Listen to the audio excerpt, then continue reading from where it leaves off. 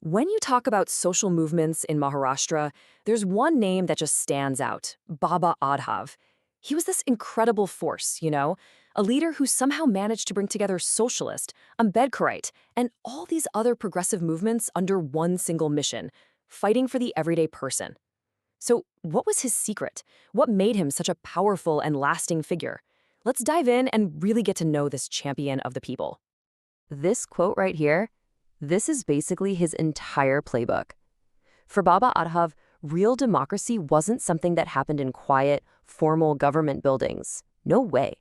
For him, it was alive, it was messy, it was loud, and it was happening out on the streets, with every single citizen who had the courage to stand up and demand what was rightfully theirs.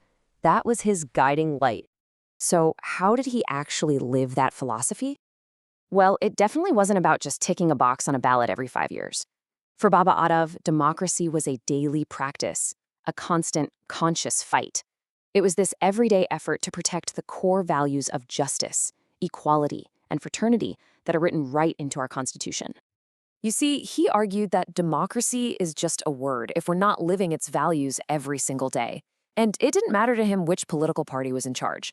If a government started chipping away at citizens' rights, you can bet Baba Adhav would be the first one to call them out. During the emergency, when basic freedoms were just suspended, he didn't back down, not an inch. He stood up to the state, and he even went to jail for it.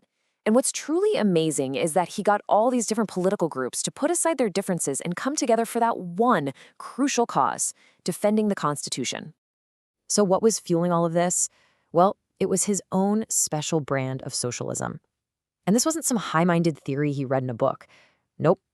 His socialism was born and raised on the streets, forged in the fire of real-world struggles, right alongside the people he was fighting for.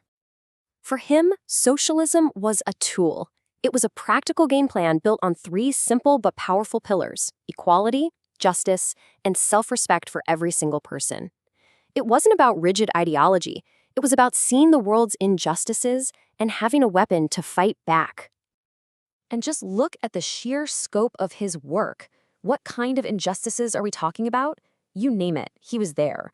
Urban poverty, gender inequality, the exploitation of unorganized workers, the deep-rooted poison of the caste system. He even took that democratic fight inside the labor unions themselves, pushing for transparency and making sure every worker had a voice. And all of this, really, brings us to what he's most known for, his biggest contribution, organizing the unorganized. He didn't just speak up for workers, he empowered them. He created this powerful, lasting culture of collective struggle. I mean, that was the fundamental question at the heart of everything he did. How do you take people who are isolated, who are exploited, who the system is designed to ignore, and turn them into a force that can't be denied? Let's just take one of his legendary victories as an example. Back in the 70s, the hand rickshaw pullers in Pune were trapped in this brutal cycle of police harassment, shady permit deals, and total economic exploitation. So, Baba Adhav stepped in. He brought them all together, uniting them into a single, powerful force. And the result? It was nothing short of a revolution. Thousands of workers won insurance, healthcare, fair rates, and something maybe even more important, their dignity. And to understand just how huge this problem was, you just need to look at this one number, 92%. He kept reminding everyone that a massive 92% of India's entire workforce is in the unorganized sector.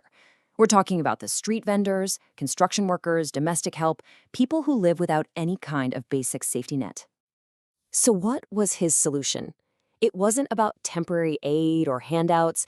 It was about building something that would last. He created the Kamgar Panchat, which means the Workers' Council.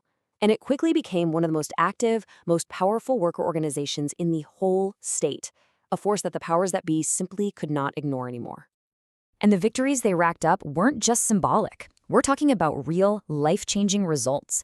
Things like higher wages, safer places to work, social security benefits, and a full-on challenge to the exploitative contract labor system. This was action that put food on people's tables and brought self-respect back into millions of lives. Okay, so you might be thinking, this is all fascinating history, but why are we talking about a 20th century leader today? Because the battles that Baba Adhav fought are the exact same battles we're fighting right now. His legacy isn't some dusty piece of history, it's a roadmap for our present. I mean, just look at this. The parallels are absolutely striking. He fought for economic equality. We're dealing with rising inequality. He championed workers' rights. We're watching labor laws get weaker. He defended constitutional values. We're worried about democratic erosion. It's so clear that the fight he started is far from over. And this quote right here, this really gets to his ultimate vision. For him, political democracy wasn't enough, not by a long shot. He believed that for a society to ever be truly equal, economic power itself had to be in the hands of the working class. So, when you boil it all down, what's the core message we should take from the incredible life of Baba Adhav? What's the lasting legacy of his fight? I think his life really offers us three huge lessons.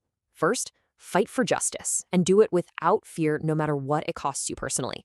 Second, understand that a real democracy must have the rights of its workers at its very heart. And third, the struggle for a truly equal and constitutional society, well, that's a fight you can never ever give up on.